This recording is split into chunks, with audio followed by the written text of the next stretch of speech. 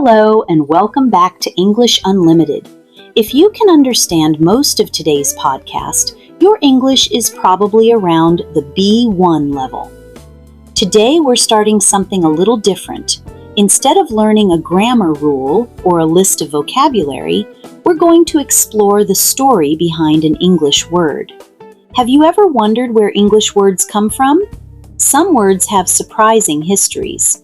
Others have traveled through different countries and languages before becoming part of modern English. And sometimes, learning the story behind a word makes it much easier to remember. Today's word is companion. It's a common English word, but its history is much richer than most people imagine. Let's start with a simple question. Who is your companion? Maybe it's your best friend. Maybe it's your husband or wife. Maybe it's a classmate, a colleague, or someone you travel with. Some people even call their dog or cat a companion. Today, we use this word to describe someone who shares part of our life. But hundreds of years ago, it meant something much more specific. According to the Oxford English Dictionary and other historical language sources, the English word companion comes from the Old French word compagnon, which came from the late Latin word compagno. That Latin word is made of two smaller parts. The first is com. It means with or together. You can still see this part in many English words. For example, community. A community is a group of people living together. Another example is communicate. When we communicate, we share ideas with other people. There's also the word company. Today, we usually think of a business, but the original meaning was simply a group of people together. Now let's look at the second part. The second part is panis. Panis is the Latin word for bread. So if we put those two parts together, we get something beautiful. Companion originally meant someone you share bread with. Isn't that a wonderful image? Not someone who sends you messages, not someone who follows you on social media, simply someone who sits with you and shares bread. Today, that might sound ordinary, but many centuries ago, bread was one of the most important foods people had. It wasn't just something to eat. For many families, bread was part of every meal. Making bread took time. People mixed the ingredients by hand. They waited for the dough to rise. Then they baked it carefully. Bread represented work, time, and care. Because of that, sharing bread was a meaningful act. When you offered someone bread, you weren't only offering food, you were offering kindness. You were saying, "You are welcome here." Many historians believe that eating together helped create trust between people. Even today, researchers who study human behavior have found that sharing meals can help people feel more connected to one another. Think about your own life. Many important moments happen around a table. Families celebrate birthdays together. Friends meet for coffee. Colleagues eat lunch together. People celebrate weddings with large meals. Even when we meet someone for the first time, we often say, "Let's have lunch," or "Would you like to grab a coffee?" It seems that food has always helped people connect. Maybe that's why the history of this word still feels so meaningful today. The interesting thing is that this idea isn't only found in Europe. Almost every culture has its own way of sharing food. In Japan, people often share small dishes at the table. In India, families enjoy meals together and share different kinds of bread, such as naan or roti. In Mexico, people gather around tortillas and family recipes. In many parts of the Middle East, people share flatbread from the same plate. The food may be different, the language may be different, but the idea is often the same. Sharing food brings people closer together. Scientists who study social relationships have found that eating together regularly is often linked with stronger family relationships and better communication. Of course, simply eating together doesn't solve every problem, but it creates opportunities to talk, listen, laugh, and spend time with one another. When you think about it, that's exactly what a companion does. A companion shares time. A companion shares experiences. And, according to the history of the word, a companion once shared bread.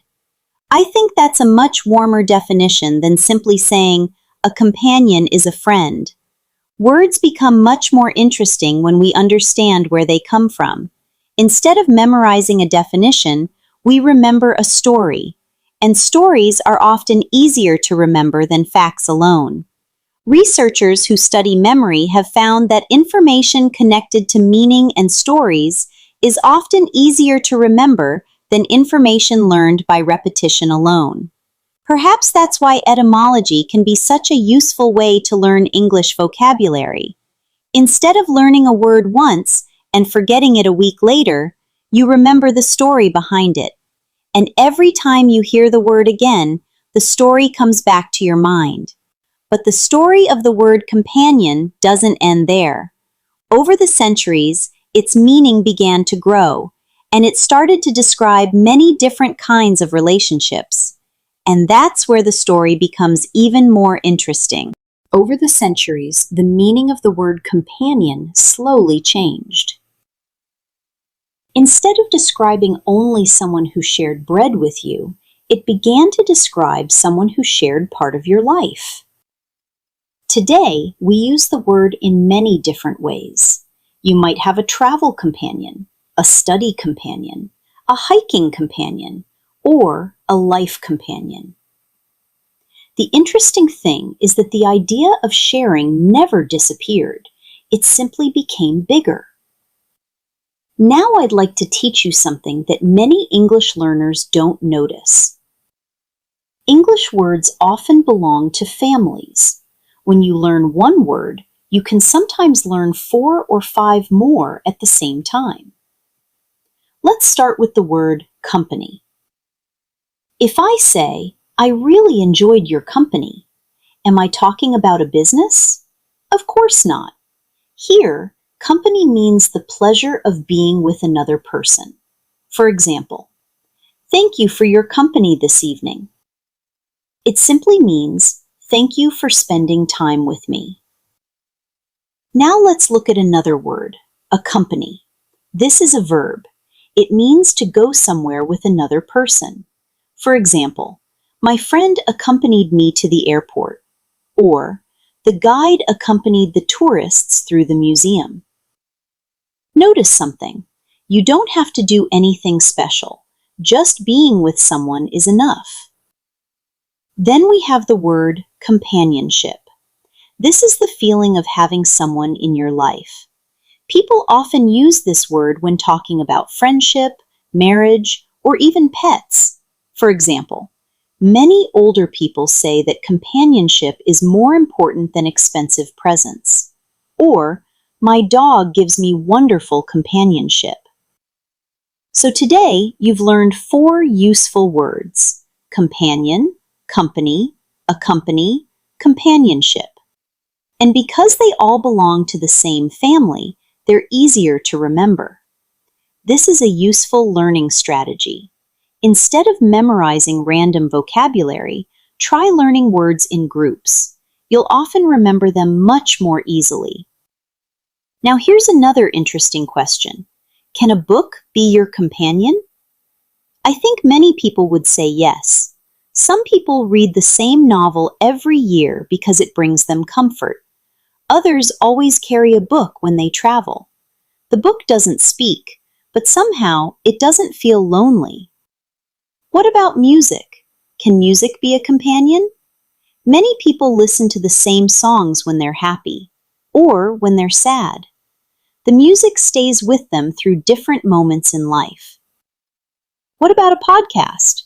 Perhaps you're listening while you're walking, cleaning your house, driving to work, or relaxing with a cup of coffee. For a few minutes, you're not learning English alone. We're sharing this moment together. In a way, language itself can become a companion. The more English becomes part of your everyday life, the less it feels like a school subject. It becomes something familiar, something comfortable. Maybe that's one reason people improve faster when they surround themselves with English. They don't only study it, they live with it. They read in English. They listen in English. They think in English. Little by little, the language becomes part of their daily routine. Research in language learning has shown that frequent exposure to a language helps learners become more familiar with its sounds, vocabulary, and common expressions. That doesn't mean you need to study for hours every day. Even 10 or 15 minutes of listening can make a difference when you do it regularly. Perhaps that's another lesson hidden inside today's word. A companion isn't someone you meet once. A companion is someone who stays with you over time. Maybe English can become that kind of companion too. Not something that causes stress, but something that joins you on your daily walk, your morning coffee, your evening drive, or your quiet moments at home. Before we finish, I'd like to leave you with one final thought. Words are more than definitions. They carry history, culture, and sometimes they remind us of values that are easy to forget. The word companion reminds us that relationships are built by spending time together, not by doing something extraordinary, but by sharing ordinary moments. A conversation, a meal, a walk, a laugh. Those simple moments often become the memories we keep for years. So the next time you hear the word companion, I hope you won't only think of its dictionary meaning. I hope you'll remember its journey, from sharing bread to sharing life. And perhaps you'll look at the people around you a little differently. Now, I'd love to hear from you. Who is someone you would call your greatest companion? What makes that person special?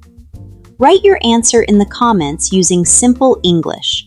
I'd love to read your thoughts. Thank you so much for listening. Take care, keep learning, and I'll see you in the next episode of English Unlimited.